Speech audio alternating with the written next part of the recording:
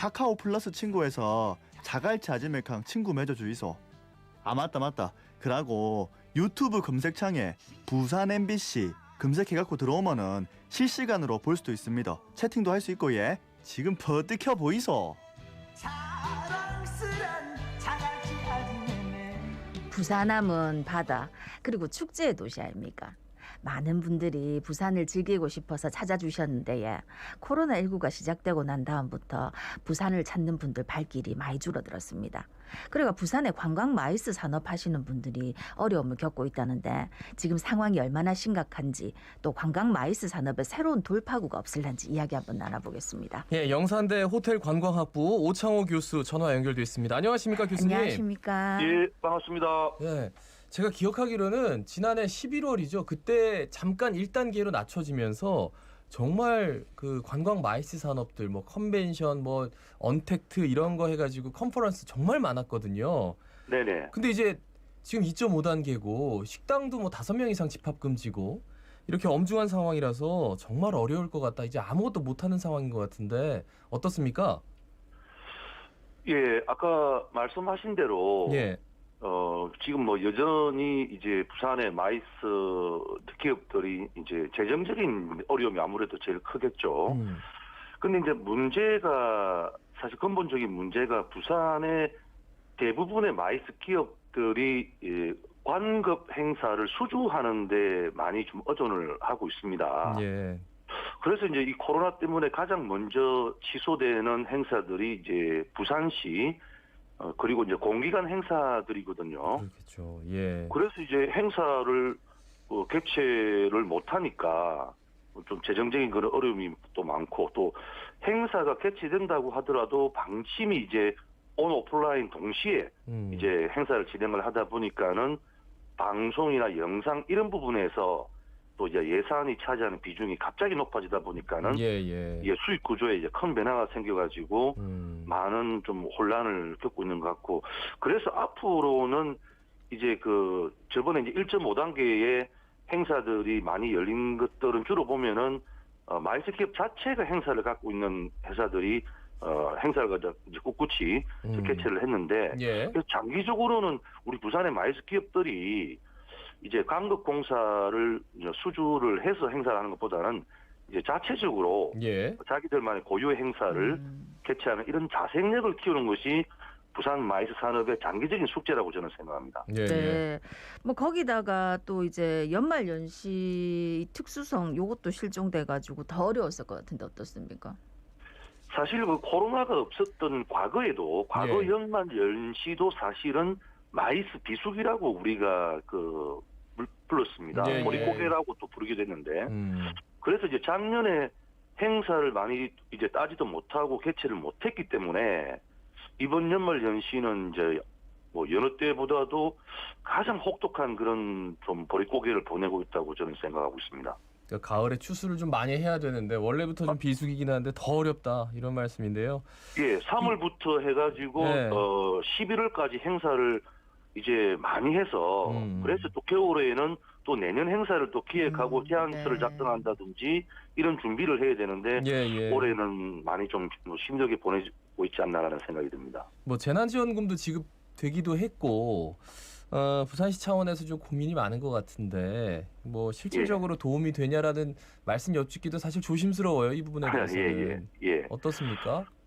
근데 일단은 가장 지원이 컸던 것은 이제 고용유지지원금인데 고용유지 지원금은 중앙정부 차원에서 설계된 지원 정책이거든요.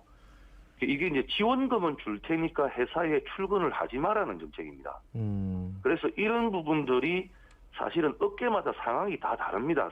업계가 처해 있는 그 여건이라든지 특성이 다른데 이 마이스 업계에서는 좀 이 고용유지 지원금이 정확하게 가려운 부분을 좀 긁어주지는 못했다고 좀 판단을 하고 있고요. 이제 그런데 이제 중앙정부 정책 외에 저 부산시에서는 또 이런 경제진흥원에서 행사 방역 지원, 그 다음에 온라인 행사 지원 이런 정책들을 이미 펼쳐가지고 성과를 많이 봤고요. 그 다음에 또 지금은 부산에 주소지가 있는 마이스 기업하고 청년들을 매칭해주는 청년 고용 지원 정책, 예. 곧 지금 그 접수를 받을 예정이고요. 또 이제 그 마이스키움 외에 관광 사업체, 또 부산시 관광진흥과의 관광 콘텐츠 팀에서 이제 관광 사업체들을 대상으로 예. 50만 원을 지원해주는 정책을 지금 준비하고 있고 곧 시행될 예정이라고 하는데, 근데 이제 저도 이제 이런 지원 정책이 좀 이렇게 올 줄 알았는데 알고 보니까는 지원도 이게 아무 때나 하는 게 아니고 예. 또 여러 가지 이런 대내외적인 여건을 고려해서 정책을 설계를 했다 하더라도 못할 수 있는 그런 경우가 많다고 합니다. 네. 예. 그런데 지금 뭐 부산시 같은 경우는 그런 부분들을 좀 감안을 해가지고 가장 적절한 시기에 시행될 수 있도록 좀 빠르게 준비하고 있는 것 같습니다. 예, 그럼 시나 이제 정부 차원에서 지금 어떤 것들을 준비하고 있는지 쭉 말씀을 해주셨는데 교수님 생각하시기에 제일 실질적인 도움이 될 만한 직접적인 지원책 뭐 어떤 게 있을까요? 저는 이제 가장 도움이 되는 것은 예.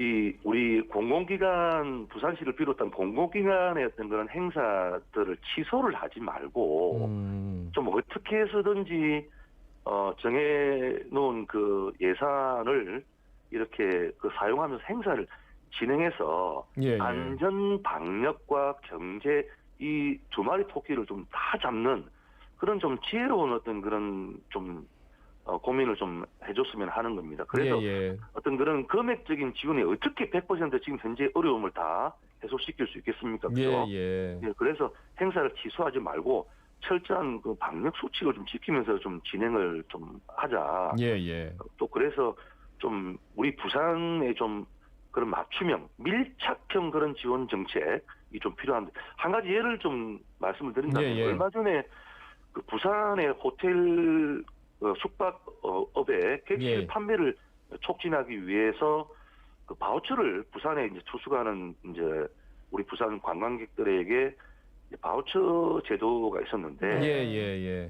그 이런 부분도 사실은 중간에 있던 그런 대형 여행사를 통해서 바우처를 이렇게 그 사용하게끔 좀 하는 그런 것들이 있기 때문에 이것은 좀 밀착이 아니라 어느 정도 거리가 있는 정책이다. 예. 그래서 이런 부분들에 대해서 현장에서는 업계에서는 좀 굉장히 좀 불만들이 좀 있었습니다. 그래서 이런 부분들을 업계의 어떤 그런 의견들을 잘 수렴해서 좀 했으면 합니다. 그러니까 호텔을 예약하는 그 예약 사이트를 중심으로 해서 이 바우처가 나가서 그 업계 입장에서는 이게 큰 도움, 차라리 이제 업계에게 이렇게 좀 실질적으로 줄 수 있는 바우처들을 근데 그게 이제 온라인상에서 이제 왔다 갔다 해야 되기 때문에 이제 지금 온라인 플랫폼이 이제 관광업계만 봐도 부산만 온라인 플랫폼이 제대로 되어 있느냐, 뭐 다른 지역도 그렇지만 그런 건 아니라서 맞습니다. 그 또한 참 많이 해야 될 숙제가 많네요, 그죠? 지금 방금 말씀하신 것도 업계에서 이제 제안하는 그런 아주 좋은 아이디어 중에 하나 있습니다. 부산에 어떤 그런 이런 플랫폼이 있어야 된다. 이렇게 이야기를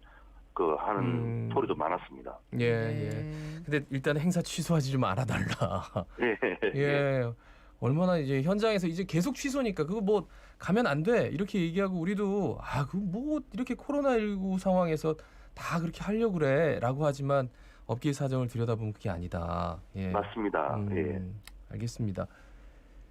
그 관광 마이스 산업 도시로 도약하기 위해서 어떻게 해야 된다고 생각하세요? 지금 뭐 가덕 신공항이라든지 북항 재개발, 동남권 메가시티 뭐 이런 계획들을 큰 계획들을 이제 추진하고 있는데 저는 이제 시기적으로 부산 관광 마이스 산업이 도약하는 데 있어서 좀 우선적인 것은 저는 2030 부산 월드 엑스포라고 저는 생각합니다. 예. 왜냐면은 엑스포는 특정 주제가 정해집니다. 특정 주제, 특정 도시 이 두 개의 어떤 그런 그 연관성 이런 부분들이 이제 딱 주어져 가지고 이제 시행을 하는데 그 주제와 관련해서 아주 전문적으로 그다음에 대형으로 개최되는 그 세계 3대 이벤트가 이제 월드 엑스포인데 이제 이 주제가 정해지면은 그 엑스포 2030년도에 개최하기 전부터 우리가 이 주제와 관련해서 행사들을 많이 개최를 해야 됩니다. 그래서 우리가 어떤 주제와 관련해서는 부산에서 많은 행사들이 개최되고 이걸로 통해서 이 주제는 부산이다라고 하는 그런 아주 어떤 그런 강한 브랜드 어떤 그런 파워를 우리가 구축할 수 있기 때문에 또 이 엑스포를 통해서 많은 행사들이 부산에서 열립니다. 이 행사는 곧 많이 쓰니까. 예예예. 그렇게 되면 우리가 이제 행사 개최 건수가 많이 올라가고 또 우리 또 업계도 굉장히 좀 활기를 예. 찾을 수 있지 않나라는 생각이 듭니다. 예. 네. 물론 가덕 신공항은 이제 더 또 중요한 부분이 되겠죠. 예. 예. 왜냐하면 이제 직항이 별로 없으니까 이제 외국인들이 많이 부산을 찾는데 어려움이 많기 때문에 이제 신공항이 이제 건설이 되면은 우리가 이제 북미라든지 유럽 시장을 또 좀 개장을 해서 네, 마이스 네. 산업이 도약할 수 있을 것 같습니다. 네. 그러니까 작년에 이제 뭐 큰 국제 행사들 예정되어 있던 것도 취소되기도 했지만 이제 비대면으로 진행을 한 것도 많다 아닙니까? 네네. 그러니까 어떻게 비대면 방식이 어떤 뭐 새로운 돌파구라든지 관광 마이스 산업에 뭐 도움이 됐다든지 이런 거는 있습니까? 사실 그 많은 전문가들도 뭐 이렇게 이야기를 하고 있습니다. 이 마이스라고 하는 것은 핵심이 사람과 사람이 이제 만나는 것인데 이 코로나19 사태로 인해서 이제 갑작스럽게 4차 산업 기술이 적용된 그런 비대면 마이스가 많이 진행이 됐는데 예예. 분명히 한계가 있다라고 다 이야기를 많이 네. 하고 있습니다. 예. 그래서 또 사실은 마이스를 떠나서 4차 산업혁명 시대에서 가장 큰 경쟁력은 진정성 혹은 뭐 따뜻한 마음 뭐 이런 거라고 합니다. 예, 교수님 알겠습니다. 말씀 예. 여기까지 예. 청하겠습니다. 잘 들었습니다. 고맙습니다. 예, 네, 감사합니다. 영산대 오창호 교수였습니다.